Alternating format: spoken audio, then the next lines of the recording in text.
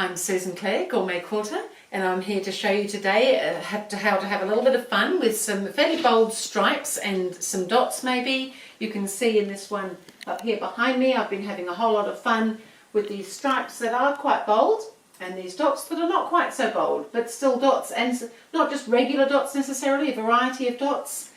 And I thought it would be quite fun to have a little play with those. I love stripes and I love dots, so why wouldn't we just have stripes and dots together? I'm even wearing stripes today, so that seemed like a very appropriate thing to wear. I do like stripes. So what I'm doing today, we're going to make some quarter square triangle units. So we'll just go through how to do that. So I've cut myself some 10-inch squares. So we're starting with 10-inch squares, so you may already have some. I didn't have any, but I did have some stripy fabrics and I did have some dotty fabrics. So I cut my own 10-inch squares. And so what we need to do is put a dot right sides together with a stripe. And you can use any stripe, it doesn't have to be these big bold stripes, they could be smaller stripes. It was more to get just that whole effect of the stripes coming into the block like that. And I just thought sometimes you can just use only a few fabrics and it can jazz itself up quite nicely by just using the pattern on the fabric. So what I've got is my two 10-inch squares. I've got them right sides together, and we just need to draw a line diagonally from point to point with the two fabrics together so that we can stitch either side of that line. So we don't need to stitch on it because we're going to be cutting on the line. We're going to stitch 1/4 inch either side, so if you've got a 1/4 inch foot on your machine, that's a great idea.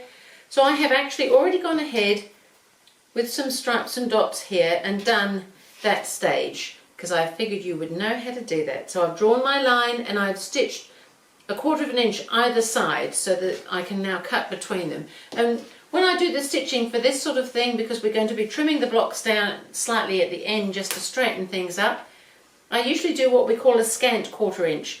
So a scant 1/4 inch is where you're going maybe just a whisker under quarter, so don't make it too big a seam, because we do need to trim them slightly later. And so if you have just that scant, there's just that little bit more to trim, which makes it a little bit easier at that point, but we'll get there later. So I've drawn my line, I've stitched either side, 1/4 inch, scant 1/4 inch either side of that drawn line, and now I'm just going to cut them on that drawn line. So we've now got two half square triangle units, and of course you could use them just like this. You don't have to go on and make the quarter square, but today I'm making quarter squares with stripes and dots, my favourite things. So I'm just pressing that seam to go to one side, and I'll do it with both of them, and press it to the same fabric. So if one of your fabrics is a little bit darker, press it to that one. It's quite helpful to have it to one side because we're going to nestle these two pieces together. So now that we've got it to that stage, we've now got two very delicious half square triangle units that we could use, but we're going to go on and do the next stage. So what we need to do now is line this up. We're going to line up our edges so that our squares sit right sides together, and we want to make sure, particularly where we're going to intersect, that it's matching in the center there as well. And you can probably feel it because we've pressed our seams to one side. It should just nestle at that seam. Now you may find that you just want to hold that because 10 inches is quite a large area and it might move. You could pop a couple of pins in somewhere just to hold the fabrics so that that seam pretty much stays together. So what we now need to do is draw a line again. So across the seam line this time, again from point to point. And we're going to do the same process. We're going to stitch either side of the line. So we'll go ahead and we'll do that.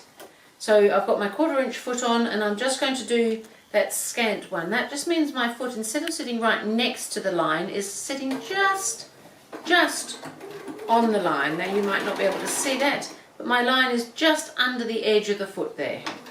And that will give me just that little scant. So you don't want to go down to an 1/8 or anything like that. You want that, most of that 1/4 inch.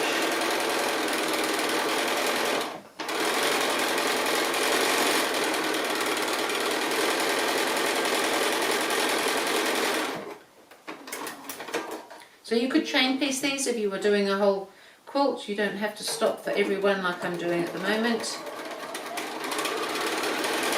So again, my line is just under my foot there. I can feel that this is sitting nicely here.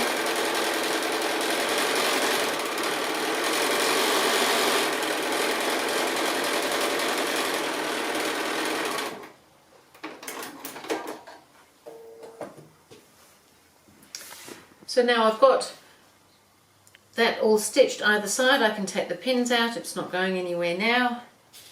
And now I can cut that apart.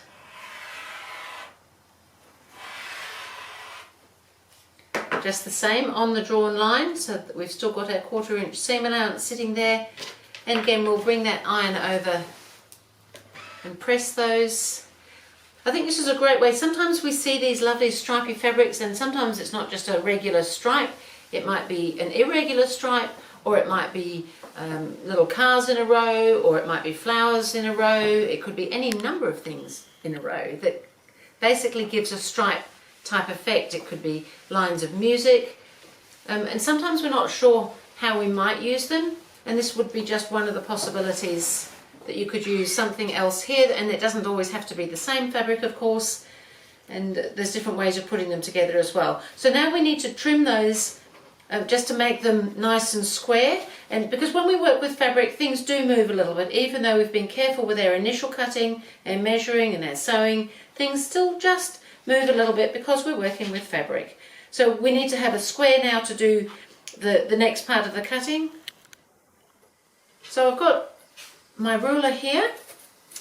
Now this is a larger ruler obviously than the square that we're using, so I just thought I'd show you how we can use a ruler. Quite often we have rulers that, and we're not necessarily going to have one the exact size that we want. Now because we started with 10-inch squares, everything's shrunk a bit because we've done a couple of seams in there.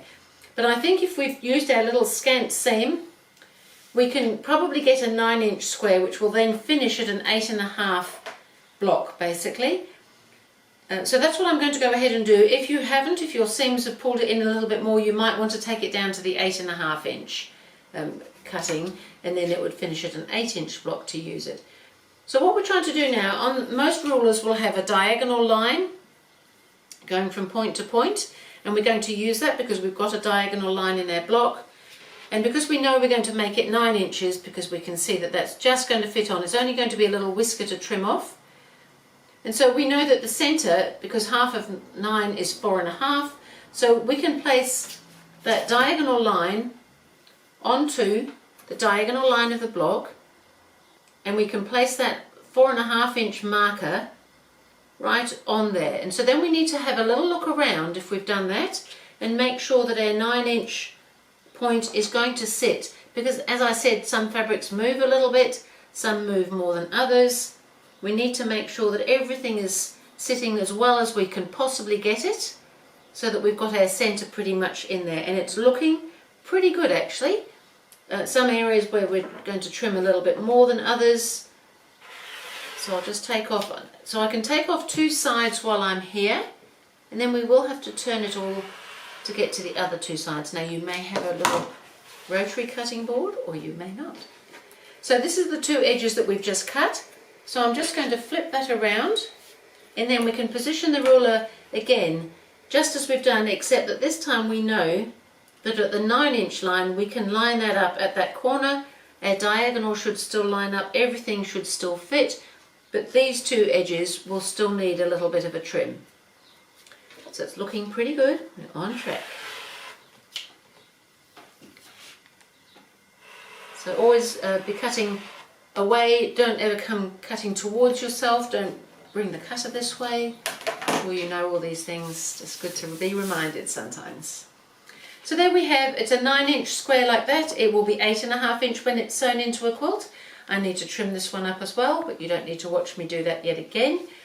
So as you can see, I've got a few colours going on here. If you've got fabrics like I have, where I've cut my own squares, so you might have a whole width of fabric and you can get 4 10-inch squares out of a width of fabric.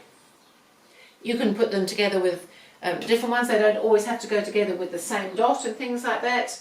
So I think that you can have a whole lot of fun with just a few fabrics there, or this one here, I went ahead and I have made it just using 2 fabrics, because I think it's kind of fun and bright to do that sometimes as well. So I've just got the 1 dot and the 1 stripe, a nice multicolored stripe. Now there's lots of different things you can do with putting them together. You could make yourself the stripy blocks that look like they're on point if you wanted to. One of the fun things that I quite like about this is that you can have, because the stripes are going different ways in the blocks, you might notice that they're now going all the same way because that's where those triangles all came from. However, if you turn one around, you can actually have your stripes so that they meet here, but they change direction halfway. And that, if you wanted to continue with that, you probably would have them round, and you might do them in opposite ways, and then you're going to get that square. So then you might want to do a different colour, or you might like that it gives you just that impression of just the alternating, but with this changing. There's quite a lot of different things you can do. You can have multicolours. Really, you can do anything you like. So I just thought we'd go through that using some nice bold stripes with some dots to make some units that you could just put together fairly quickly. It looks kind of fun. There's options within it. And thank you, and I will see you again with some other tutorial.